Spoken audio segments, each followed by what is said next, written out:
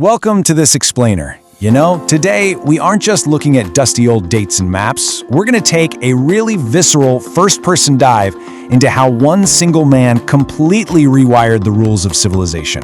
We are, of course, talking about Genghis Khan. And we're going to see how he didn't just conquer the known world, he actively managed to create a totally different history. So to really understand this, I want you to step right into his shoes. Just imagine this for a second. You're born in 1162, out on the freezing Mongolian steppe.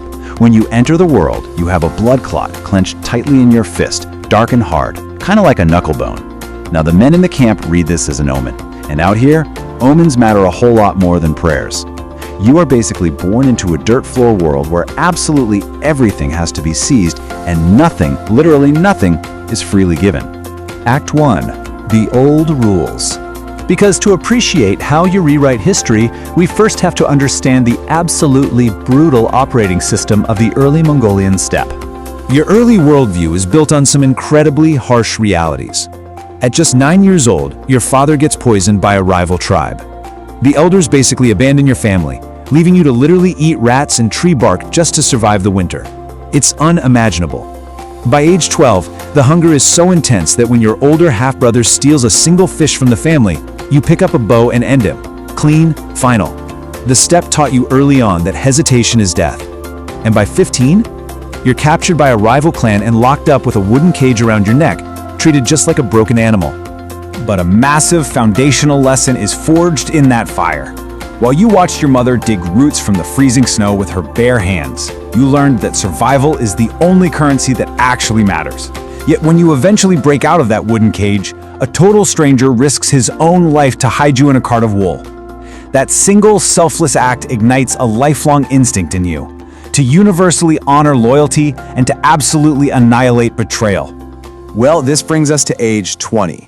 Your young wife is violently kidnapped in a night raid by a rival tribe. Now, the old rules of the steppe dictate that, since you're just an orphan, you should probably just submit. But instead, you forge this unprecedented alliance. You bring 3 armies crashing down on the enemy camp right before dawn.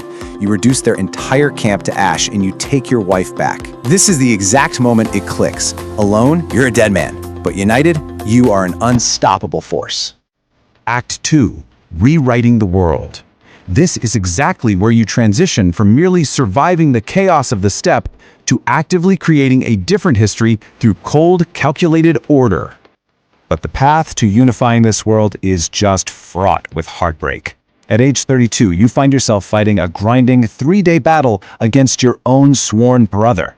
Yeah, the very man who rode right beside you to rescue your wife 12 years prior.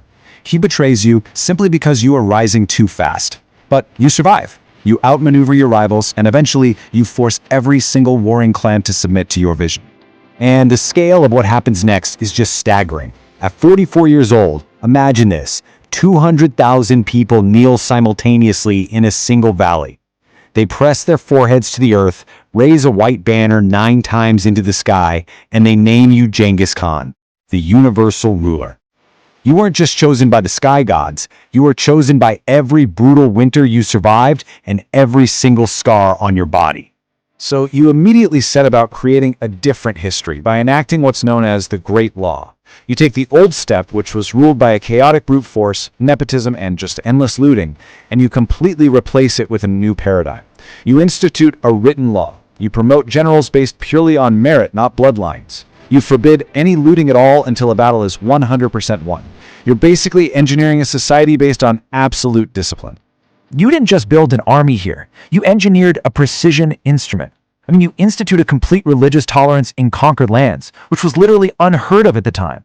You organized your military into this highly efficient decimal structure. You built the absolute fastest mounted courier network on planet Earth. And honoring that harsh lesson from the wooden cage, you made the penalty for betrayal death. Period, without exception. You transformed a chaotic horde into the most lethal, synchronized machine ever assembled. Act 3. The Unstoppable Machine. It is time to see what happens when this terrifyingly efficient, rewired society meets the ancient, established world. At age 50, you turn your sights on the Jin dynasty in northern China, which is protected by the longest, most formidable wall ever constructed. But you prove that a wall doesn't make a civilization untouchable. You simply bypass it. Your cavalry just sweeps around the edges, and your gold buys out the garrisons inside before your arrows even have to fly. You don't destroy the wall, you create a different history by making it entirely irrelevant. This brutal efficiency eventually builds to one of the most chilling events in history. At age 55, a massive merchant convoy traveling under your protection gets massacred by a governor in the Khwarezmian Empire. And when the Shah goes so far as to execute your envoys, you don't fly into a rage, no. Instead, you walk out of your tent completely alone, climb a dirt hill, and you sit there in absolute silence for 3 straight days. You are calmly calculating the total erasure of a 4-century-old empire. When you finally come down from that hill, the flood begins. 4 armies move simultaneously. Cities that open their gates, they're spared. But those that resist are quite literally erased from the map. Your engineers actually divert entire rivers to wash away city foundations so that nothing can ever be rebuilt. Libraries burn, centuries-old irrigation collapses. The speed and absolute completeness of this vengeance scatters whole populations out into the desert. Honestly, nothing in human history had ever moved this fast or reached this far. Conclusion: the open sky. Let's take a look at the physical toll and the ultimate legacy of this world you conquered. By age 63, you're on your very last campaign, just grinding through this freezing cold mountain terrain against a kingdom that defied you. Your body is failing, you have a raging fever, your generals are watching you like a fire that's running out of fuel, but you push forward with this cold determination. You realize you didn't actually need to be perfectly well to win. You just had to outlast them. By age 65, the pure data is just staggering. Let's put this into perspective. You have brought 20%, literally 1/5 of the Earth's total landmass under your control. From the Pacific coast all the way to the edge of Europe, from Siberia down to India. All of it under one law and one name. In the summer of 1227, the fever finally takes you.